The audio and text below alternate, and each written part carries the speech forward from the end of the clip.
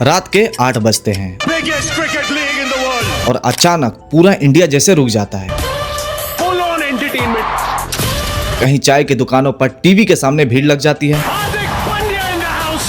कहीं घरों में बच्चे जवान बुजुर्ग स्क्रीन के सामने बैठ जाते हैं और कई लोग अपना काम जल्दी खत्म करके सिर्फ मैच देखने के लिए घर पहुंच जाते हैं। मैदान में सिर्फ 22 खिलाड़ी उतरते हैं, लेकिन सच ये है कि असली खेल उन 22 खिलाड़ियों के बीच नहीं खेला जा रहा होता है। असली खेल खेला जाता है उन करोड़ों लोगों के इमोशन के साथ, अरबों रुपए के डील के साथ और दुनिया के सबसे बड़ी कंपनीज के बीच खेला जाता है। एक गेंद फेंकी जाती है, एक बैट्समैन शॉट खेलता है और कुछ ही सेकंड में पूरा स्टेडियम गूंज उठता है। लेकिन उसी एक शॉट के साथ किसी ब्रांड्स की सेल्स बढ़ जाती है, कहीं किसी के ब्रॉडकास्टर की अर्निंग बढ़ रही होती है और कहीं किसी बिजनेस टाइकून के चेहरे पर मुस्कुराहट आ रही होती है, क्योंकि वो जानते हैं कि ये सिर्फ क्रिकेट नहीं बल्कि एक बिजनेस है और इस बिजनेस का नाम है आईपीएल, इंडियन प्रीमियर लीग।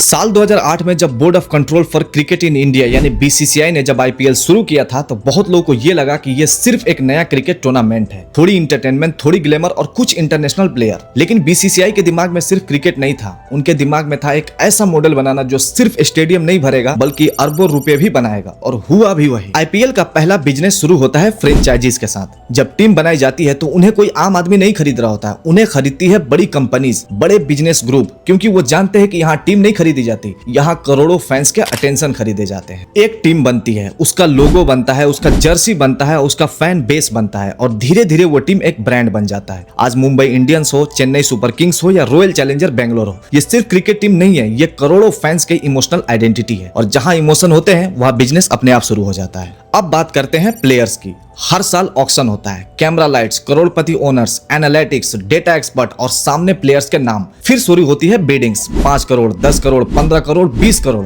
और लोग सोचते हैं कि एक प्लेयर की कीमत इतना क्यों है। लेकिन यहाँ सिर्फ प्लेयर नहीं खरीदा जा रहा है, यहाँ खरीदा जा रहा है talent, popularity, social media reach, fan following. क्योंकि अगर किसी प्लेयर की फैन फॉलोइंग ज्यादा है तो उसकी जर्सी ज्यादा बिकेगी, उसके रील्स ज्यादा वायरल होंगे, स्पॉन्सरशिप ज्यादा आएंगे और टीम की वैल्यू बढ़ेगी। इसीलिए आईपीएल में प्लेयर को सिर्फ खिलाड़ी नहीं होता, वो चलता फिरता एक बिजनेस एसेट है। लेकिन आईपीएल का सबसे बड़ा पैसा आता है ब्रॉडकास्टिंग राइट से। सोचिए, करोड़ों लोग एक साथ मोबाइल, डिजिटल प्लेटफॉर्म और टीवी पर मैच देख रहे हैं, और बिजनेस की दुनिया में अटेंशन सबसे महंगी करेंसी होती है। इसी वजह से मीडिया कंपनी अरबों रुपए खर्च करती है ताकि आईपीएल दिखाने का अधिकार खरीद सके, क्योंकि उन्हें पता है कि जहां करोड़ों आंखें होंगी वहां एड्स चलेंगे और जहां एड्स चलेगा वहां पैसे आएंगे। अब इमेजिन करो, एक ओवर खत्म हुआ, स्क्रीन पर एड शुरू हुआ और सिर्फ 10 सेकंड के लिए चला, लेकिन वो एड करोड़ों लोगों ने देखा। यही रीजन है कि बड़ी बड़ी कंपनीज आईपीएल में एडवर्टीजमेंट के लिए करोड़ों रुपए खर्च कर देती है। कोई सॉफ्ट ड्रिंक ब्रांड, कोई स्मार्टफोन कंपनी, कोई कार ब्रांड, कोई फाइनेंस ऐप, हर कंपनी चाहती है कि उनका नाम आईपीएल के साथ दिखे, क्योंकि उन्हें पता है कि अगर करोड़ों लोग एक साथ उनका ब्रांड देखेंगे तो सेल्स भी बढ़ेगा, मार्केट वैल्यू भी बढ़ेगी और ब्रांड ट्रस्ट भी बढ़ेगा। फिर आते हैं स्पॉन्सरशिप। जर्सी के सामने लोगो, हेलमेट पर लोगो, बाउंड्री के रस्सी पर लोगो, स्टेडियम के स्क्रीन पर लोगो, टॉस के पीछे लोगो, प्रेजेंटेशन स्टेज पर भी लोगो, मर्चेंडाइज बिकती है,